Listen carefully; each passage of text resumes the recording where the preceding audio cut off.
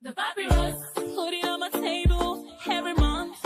I don't wanna be sad. Don't even try to hide it. No, I don't wanna lose it. And you say how it is, it's so inviting. The papyrus, we're all so alive. The papyrus. Hello, welcome to the Papyrus TV news update of the week. Today is the 11th of November 2024. First, the headlines. Owooo Elders Caucus honor Honorable Rasaq Owolabi as he concludes his welfare tour. Gwarzo question removal from Tinubu's cabinet. Fresh attack on TCN Lokoja Gwagwalada. NDS smashes cross-border drugs cartel. Wike ordered demolition of Abuja shanties for security reasons. NLC orders indefinite strike in some states. New housing minister pledges to prioritize APC 2027 Kano victory. Now the news in details. A massive gathering was held yesterday, being Sunday, November 10th, 2024, at Community Secondary School, Babanloma, as Honorable Owolabi Olatunji Rasaq, Kwara State House of Assembly member, representing Share Okeode constituency, concluded his 2024 welfare initiative for widows and less privileged across wards 4 and 5. The event, described as historic in scale, featured the distribution of millions in cash and welfare packages and drew the presence of Owooo Elders Caucus, led by Elder Engineer Joe Buremo.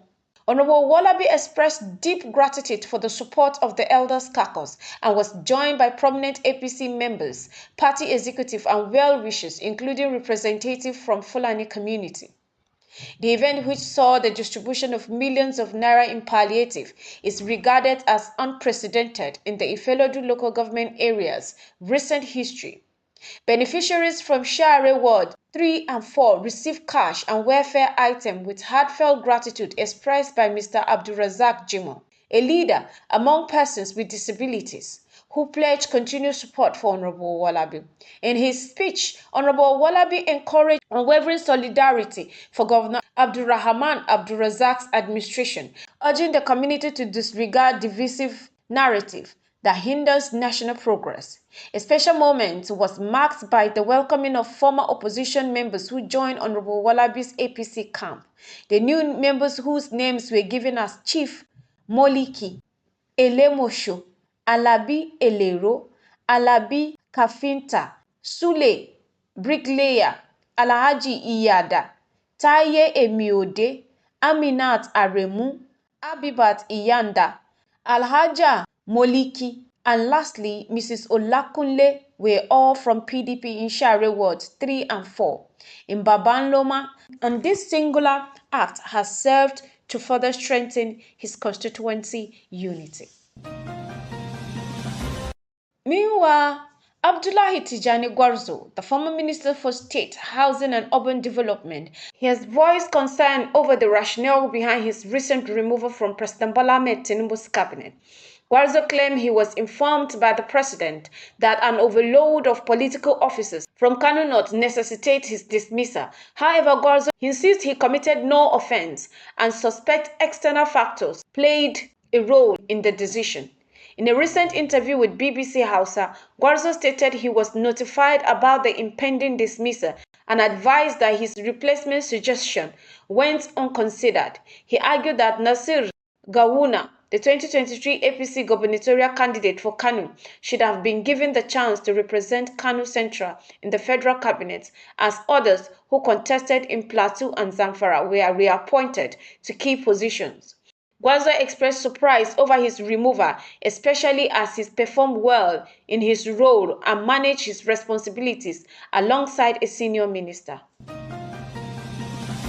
The Transmission Company of Nigeria, TCN, has reported a new act of vandalization on its 330 kV Lokoja Gwagwalada transmission line, resulting in severe damage to towers T306, T307, and T308. According to TCN's General Manager of Public Affairs, Ndidimba, the incident occurred early Saturday, November 9, 2024, impacting bulk power transmission in the region. In a statement, Mba disclosed that TCN engineers attempted to re-energize the line, but it tripped, When a patrol team investigated, they discovered that vandals had stolen 2 spans of aluminum conductors from Line 1. Although power is still being supplied through Line 2, TCN is working to replace the stolen conductors and restore full functionality. Mba lamented the growing issue of vandalism affecting the national grid, citing it as a major obstacle to power stability. He noted recent attack on other transmission lines in the Gwagwalada area, including incident on Gwagwalada Kukuwaba, Apo, and Gwagwalada Katampe line.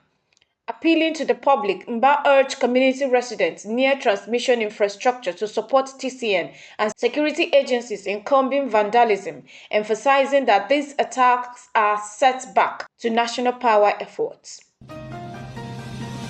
In another report, after months of intelligence work, the National Drug Law Enforcement Agency, NDLEA, dismantled 2 cross-border drugs trafficking syndicates, arresting 6 cartel leaders and seizing cocaine as opium valued at billions of naira. NDLEA spokesperson Femi Babafemi revealed that the cartel heads, including Ibrahim Bawuro, Najib Ibrahim, Ibrahim Umar, Nelson Udechukwu Anayo, Eze Amechi Martins, and Adejumu Elijah Ishola were tracked across various locations in Nigeria.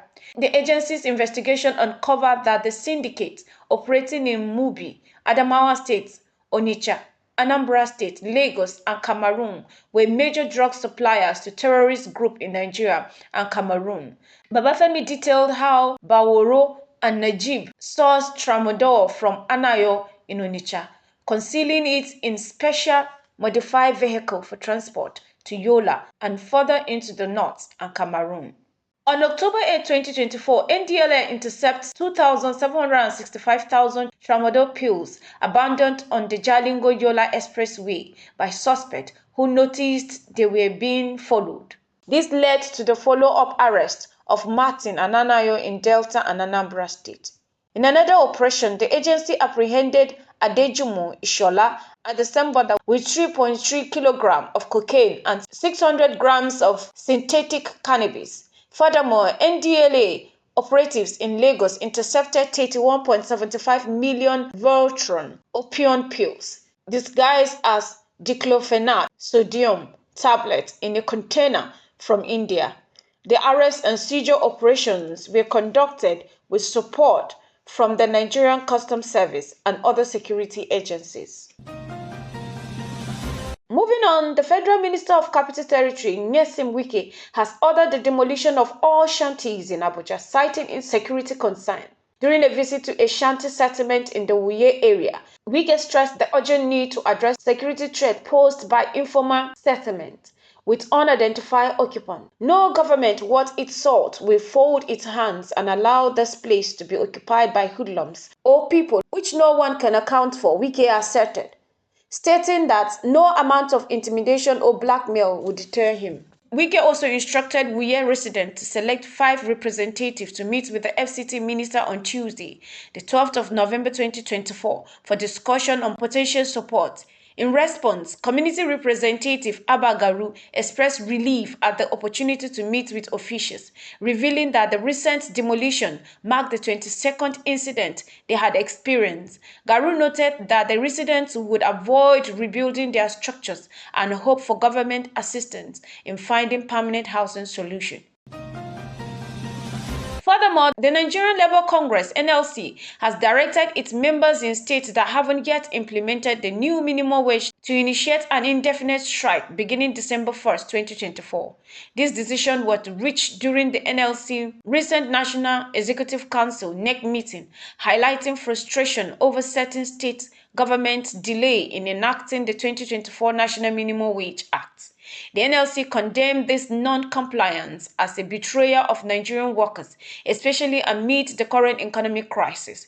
In a statement, the NLC announced the formation of National Minimum Wage Implementation Committee tasked with conducting nationwide assessment, mobilizing workers, and raising awareness. The organization has vowed to continue industrial action until minimum wage is uniformly implemented across the country. The NLC also accused petroleum marketers of inflating petrol prices, claiming that current pump price exceeds the actual market value due to exploitation practices.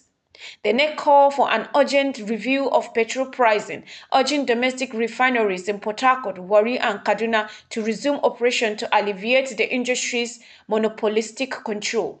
Expressing concern over the country's worsening economic condition, the NLC urged the federal government to implement comprehensive social protection policies to shield Nigerians from poverty and ensure wages reflect the true cost of living. The NLC emphasized the need for real impactful policies rather than short-term relief to ease the economic hardship faced by citizens.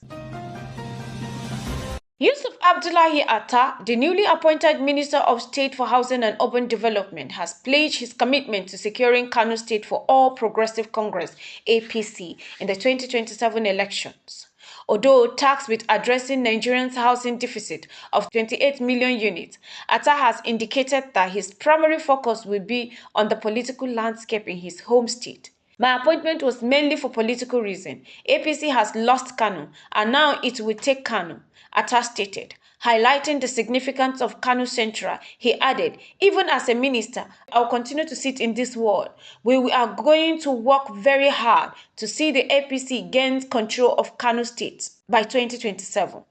Atta affirms that while he will perform his duties in the housing and urban development, he intends to return to Kano weekly to help drive the APC's effort to reclaim the state. This has been the Papyrus TV Africa. The papyrus.